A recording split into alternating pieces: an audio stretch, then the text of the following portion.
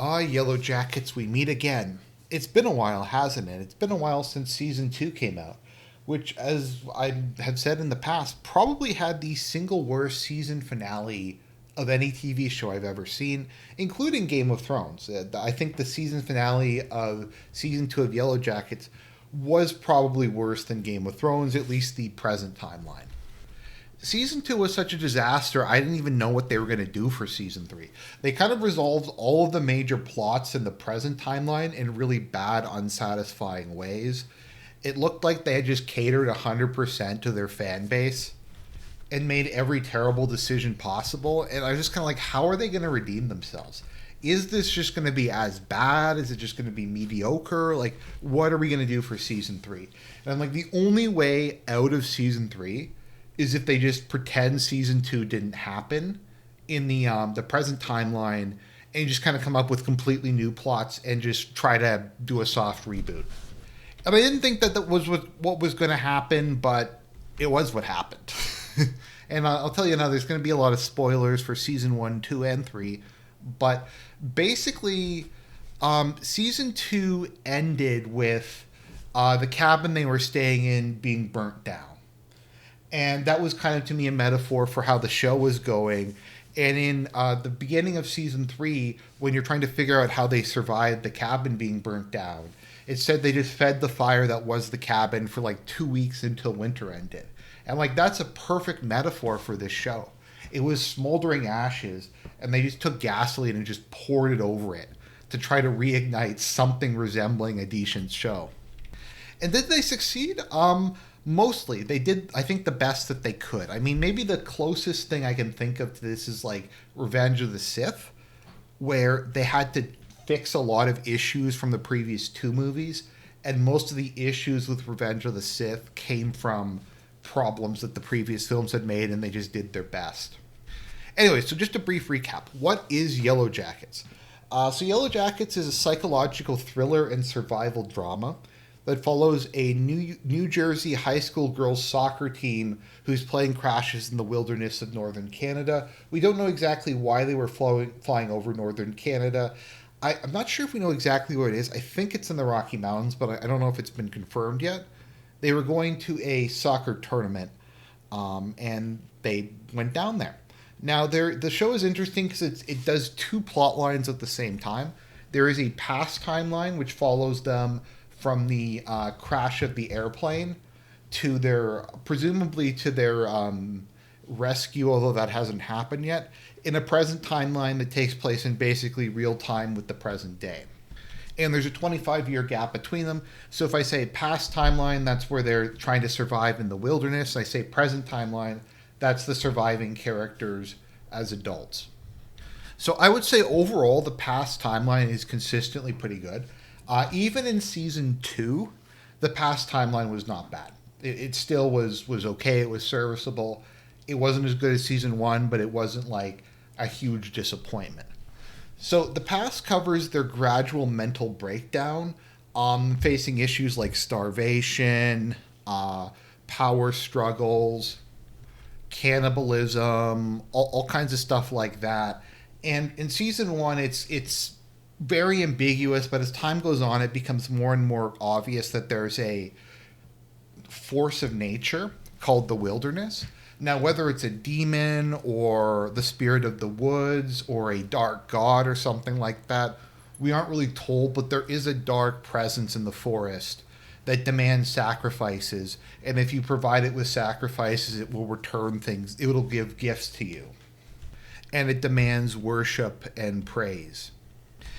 And it's kind of one of the theses of the series is, does the wilderness actually exist, or were they just all crazy? Did they just lose it from starvation and magic mushrooms and all the other stuff that they were doing, and they hallucinated a bunch of this stuff? Or is the wilderness a real supernatural entity? And season 1 takes very great pains to make it ambiguous. It very much can go either way. After season 1, it more and more seems like, yes, it objectively does exist. There is some sort of demonic presence. The present timeline deals with the fallout of what they did 25 years ago. with various people from the past coming back, plot lines from the past coming back, and them trying to kind of just survive. It's also very much, I think the term is suburban gothic, or maybe even like urban horror or something like that, where it just displays the complete like hollowness and purposelessness of middle class American life, where everyone's just kind of become like, they live in New Jersey, they've kind of just become generic liberals. They don't have any religious faith, they don't really have any political convictions beyond just really general ones. They just work kind of mediocre jobs. They're just all kind of completely purposeless. One of them's a drug addict. One of them's like a lesbian lawyer who's running for New Jersey Senate. Although that plot line gets completely abandoned after season one. So there's that aspect to it. And this kind of goes back to something I like to say, that the only thing worse than the apocalypse is when the apocalypse doesn't happen. And there's a strong desire, and I think this is partially why disaster movies and stuff like that are so common, is I think there's a deep dissatisfaction with kind of middle class suburban life. And there's a desire for something to happen, some sort of cataclysm, some sort of dramatic change to happen that will free people from their pointless, boring lives, or at least what they perceive as their pointless and boring lives. And I think that theme, I think, really comes out in this season.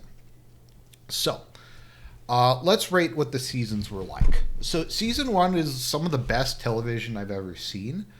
I would say that the present timeline in season one was a 9 out of 10. It was generally speaking really good. I don't have that many complaints about it.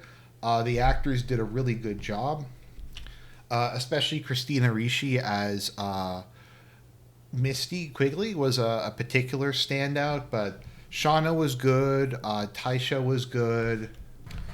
And something I really appreciated about season one was it was one of just the most deliberate, like, detailed shows I've ever seen. They were so careful to not give away who survived in the past and to keep it ambiguous. So if somebody showed up from the past, you had no idea if they were coming or not. And I don't know, season one was just really good in the present.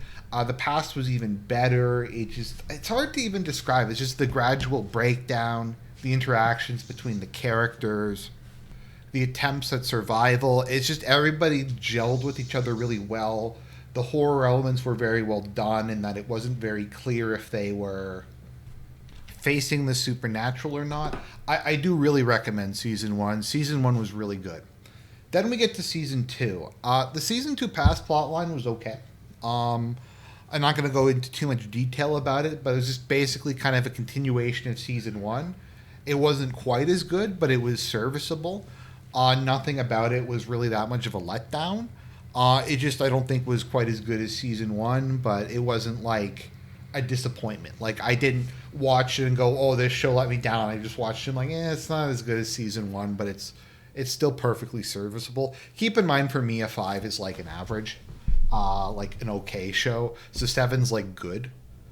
7's good, 8's great, 9's amazing, 10's like perfect. So that's still a good score.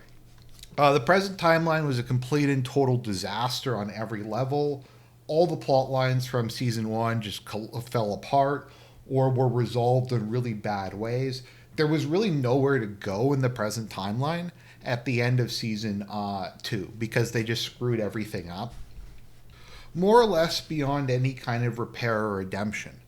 And then we get to season three, and it starts off a little slow in the present, but it really picks up. It's some of the heights in season three are up there with the heights of season one. Like, some of the episodes, particularly the later episodes, are almost as good as season one episodes.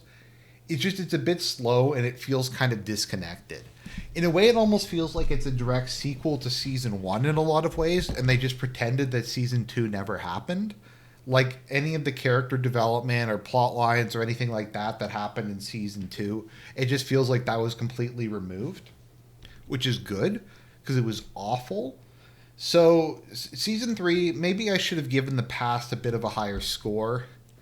Maybe like 7.5 would have been better. There was some really good stuff in the past in this season, but we just kind of we went from the show being amazing to being terrible to being good. And I was just happy like that it was watchable again because I've invested this much time and energy into watching it. So I would rather watch a good show than a bad show. So we covered this already. It was very well thought out and deliberate. They tried to avoid spoilers for either timeline that takes place in the other. And so if characters show up, it's a surprise, or things from the past that are only mentioned in the present when it becomes important to do so. There was really, really good pacing. Things moved at a very steady, deliberate pace. It didn't feel rushed or dragging at all. And the characterization and character development was very consistent. You could describe people pretty well. You could kind of predict how they would react in certain situations. And they were building them up over time. So it had everything there to be like one of the great, like just a truly great TV show. But then season 2 happened and they just crashed the plane with no survivors.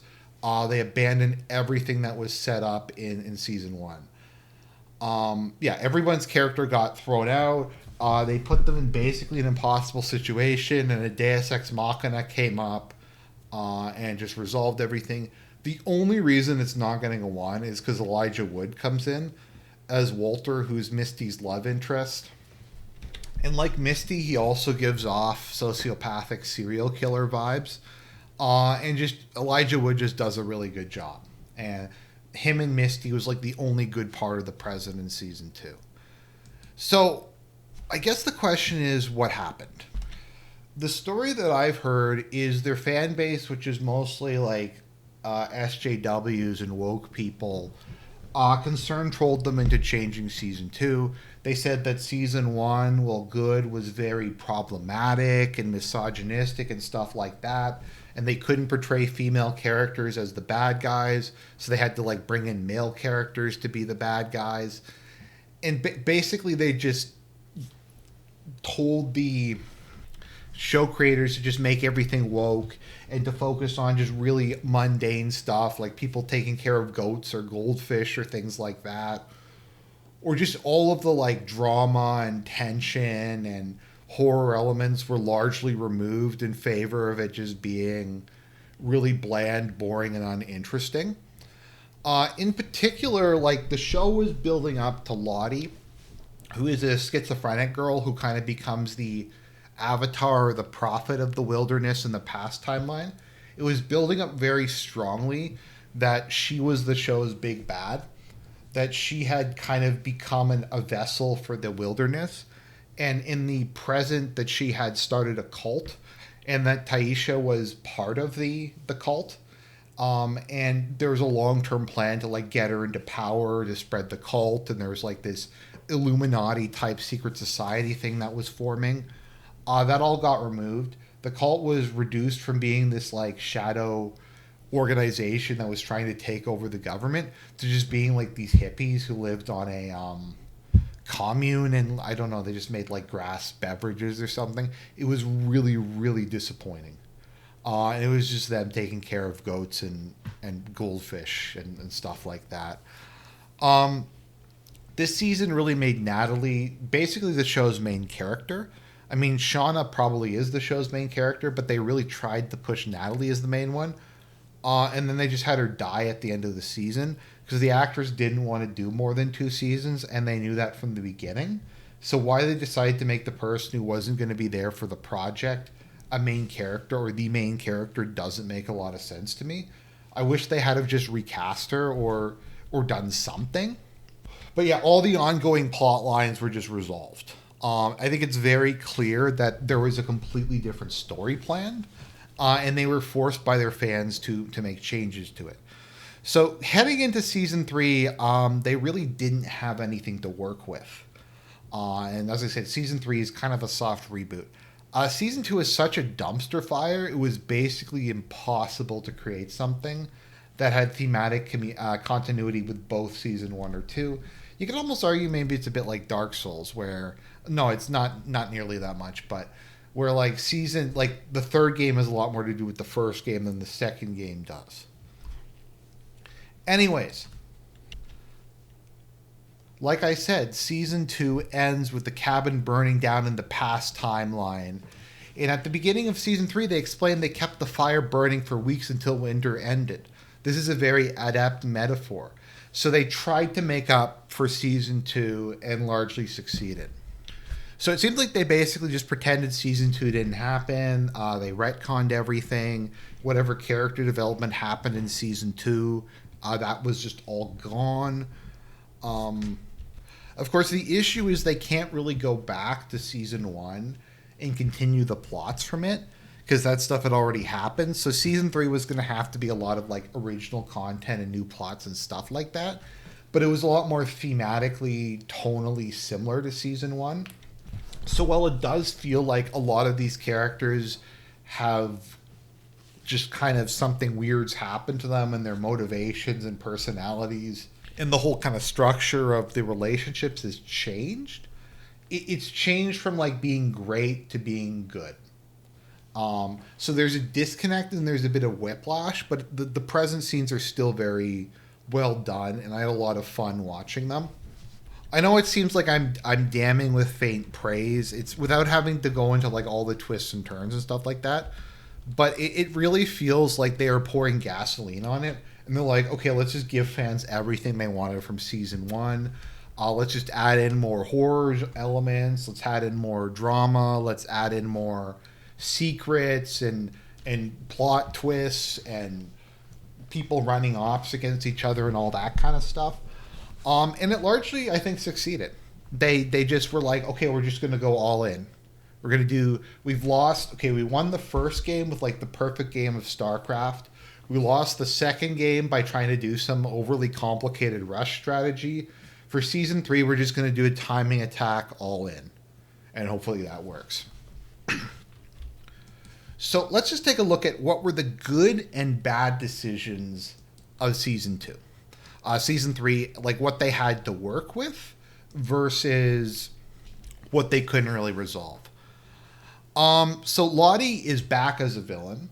She was not a villain in season 2, but she's back as like a major villain in both the past and present timelines.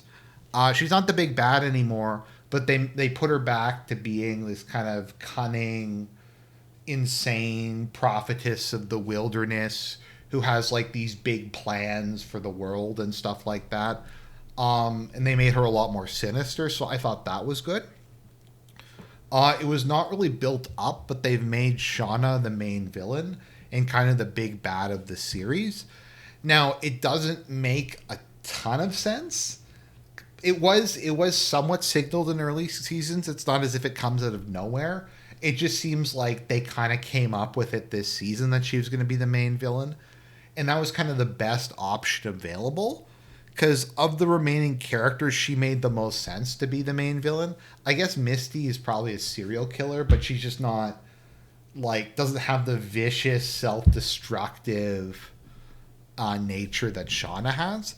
But so I think building Shauna up as the main villain was not a bad decision, especially given what happened with Lottie in season 1 and 2. And in particular, her actress in the past segments is really scary and just really intimidating, and that was pretty good. Taisha and Van was introduced in these, I guess she was introduced to the first season, but she was introduced as being alive in the second season, and she had terminal cancer. And they figure out if they keep killing people and basically sacrificing them to the wilderness, it will halt or reverse the spread of Van's cancer. And so they kind of have a back and forth as to who they should be killing, if it's worth it or not. Like I said, the entire like senator plotline was completely abandoned. It was only like mentioned once. She had like I don't know if they were adopted or was an artificially inseminated kid with like her black partner or black female partner. But generally speaking, that worked pretty well. There was kind of some cool mysteries, like Misty was doing a bunch of detective work. Lottie gets killed, and they have to try to figure out who it was, and it's kind of a twist who it winds up being. And then we kind of introduce all these other interesting aspects. Like in the past, we have this group of scientists who just kind of show up because they're looking for frogs in the area. And then that ties into the present timeline as the child of one of the scientists becomes a major character in the present timeline and we have all this like revenge and stuff like that. Also the whole thing with Coach Ben I thought was very well done. And just in general, it was a lot like it was internally consistent. I feel like the characters changed a lot. So here are the problems that they couldn't resolve. The character development of the previous two seasons has vanished, and it kind of feels like they took similar characters from season one and started with a new show. For instance, Misty was a serial killer, pretty obviously, in the first season. Now she's not really anymore. She has a more normal, kind of neurotic personality.